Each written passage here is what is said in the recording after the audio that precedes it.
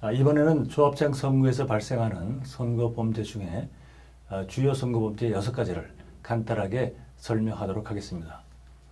먼저 돈선거와 관련해서 매수죄와 기부행위 위반죄, 두 번째로는 네거티브 관련 범죄로서 허위사실 공표죄와 비방죄, 그리고 사유등재죄와 임직원의 선거 관여에 관한 죄 순으로 설명을 하겠습니다.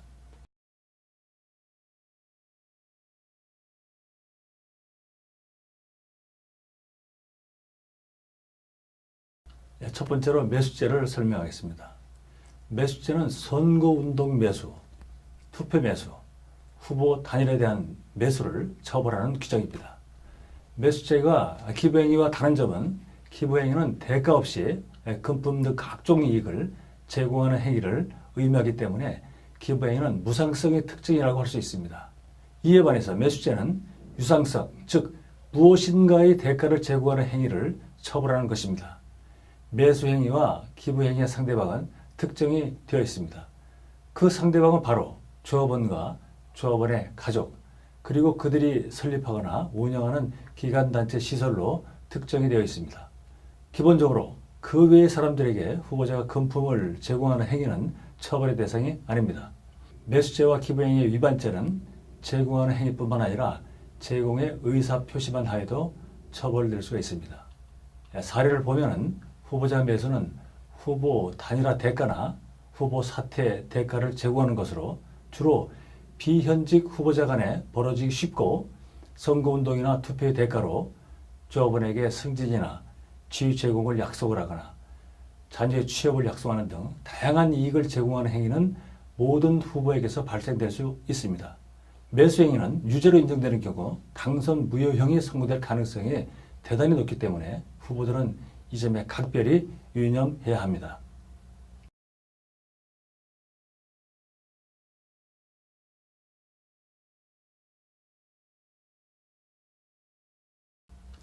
기부행위는 무상으로 조합원과 가족, 그리고 그들이 설립하거나 운영하고 있는 기관단체 시설에 금품 등 각종 이익을 제공하는 행위를 처벌하는 것입니다. 현직 조합장은 임기 중 상시적으로 기부행위가 금지됩니다. 조합의 예산으로 조합원들에게 이익을 제공하기 위해서는 정관의 근거를 두고 사업계획을 수립한 후 그에 근거해서 수지예산을 편성을 하고 그 예산 범위 안에서 조합의 이름으로 제공할 수 있습니다. 이 기준에서 하나라도 벗어나는 경우 불법 기부행위가 될 가능성이 매우 높습니다. 현직 조합장이 아닌 후보는 임기 만료일 전 180일부터 기부행위가 금지됩니다. 그 외의 사람들은 기부행위 제한 기간 중 후보자를 위해서 기부행위를 할 수 없습니다. 주요 사례를 보면 현직 조합장이 조합원을 대상으로 사사로운 모임에서 법인카드로 식사 비용을 지불하는 사례나 예산을 절차에 위반해서 전용을 하고 그 예산으로 조합원들에게 각종 이익을 제공한다면 이는 불법행위가 될 수 있습니다. 기부행위의 대표적인 예는 조합원들에게 식사를 제공하거나 선물을 제공하는 경우를 들 수 있습니다. 기부행위의 경우에는 특히 정당화 사유, 즉 위법성이 배제되는 사유가 다양하게 존재하기 때문에 섣불리 불법을 인정할 필요는 없습니다.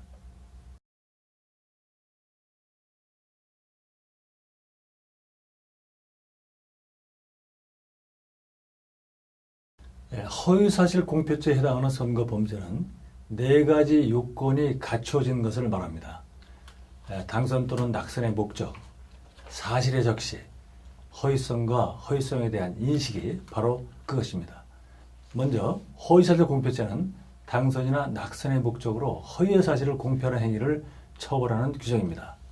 특히 낙선의 목적의 허위사실 공표죄는 법정형이 5년 이하의 징역 또는 500만 원 이상 5천만 원 이하의 벌금에 처하도록 규정되어 있기 때문에 유죄로 인정되는 경우 최대한 감경이 이루어지는 경우에도 100만 원 이상의 벌금형, 즉 당선 무효형을 면하는 것은 거의 불가능합니다. 다음의 요건으로 공표행위가 사실인지 여부를 따지게 됩니다. 사실인지 여부는 그것이 증거로서 입증이 가능한 것인지를 따지는 것이고 이 경우 가치 판단이나 평가 등 의견 표현은 사실에서 제어가 돼서 처벌의 대상이 될 수 없습니다. 다음으로 본질적인 부분에 허위가 있는지를 따집니다. 본래 선거 현장에서 단정적인 표현을 사용을 하거나 약간의 과장은 흔한 일입니다. 그렇기 때문에 본질적인 부분이 사실에 부합하고 부수적인 부분에 약간의 과장이 있는 경우까지 처벌하지는 않습니다. 다음으로 고의의 요소로 허위성에 대한 인식 여부를 따집니다. 허위의 사실을 진실한 사실로 인식을 하였고 또 그 인식에 정당한 사유가 있다면 그 또한 처벌의 대상이 아닙니다. 허위사실 공표죄는 지금까지 설명한 네 가지를 모두 충족하는 행위에 한하여 처벌이 가능합니다. 허위사실 공표죄의 법률은 대단히 복잡하기 때문에 이런 정도의 설명으로 허위사실 공표죄를 정확하게 이해하기는 어렵습니다.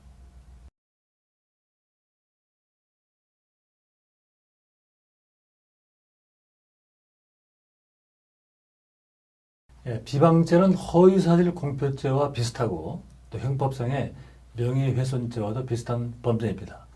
비방죄에 해당하는 범죄는 세 가지 요건을 충족하는 것을 말합니다. 목적과 사실의 적시에 관해서는 허위사실 공표죄와 같습니다. 비방죄 구성 요건을 보면 당선 목적과 낙선 목적을 구분하지 않고 선거운동 목적으로 명시되어 있습니다. 그런데 선거운동이란 당선되거나 되게 하거나 되지 못하게 하는 행위를 말한다라고 선거법에 정의되어 있기 때문에 결국은 비방죄의 목적은 당선과 낙선인 셈입니다. 비방행위는 적시한 사실이 진실한 사실로서 공공의 이익에 부합하는 경우에는 처벌할 수 없습니다.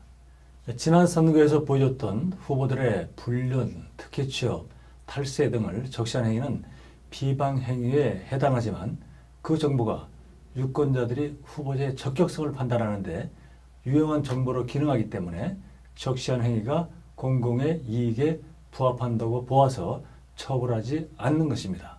위탁선거법도 그 점에서는 마찬가지입니다. 비방에 해당하는 행위로 처벌되는 경우는 그리 흔치는 않습니다.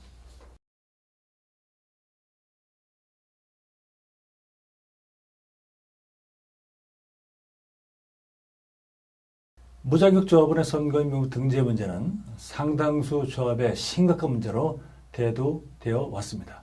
조합장 선거에서 조합장은 선거인 명부의 작성권자입니다.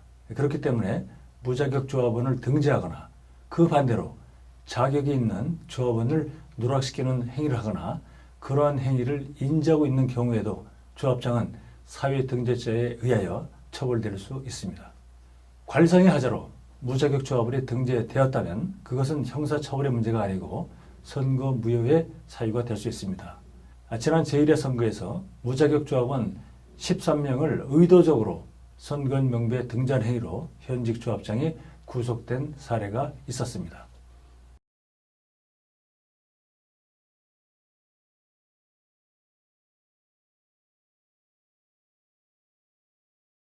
조합의 임직원은 그들이 가지고 있는 영향력이나 편익을 이용하는 경우에 선거의 공정성과 직무의 전념성을 심하게 훼손할 수 있기 때문에 선거운동에 관여하는 행위는 물론 선거운동의 기획에 참여하거나 그 실시에 관여하는 행위도 엄하게 처벌하고 있습니다.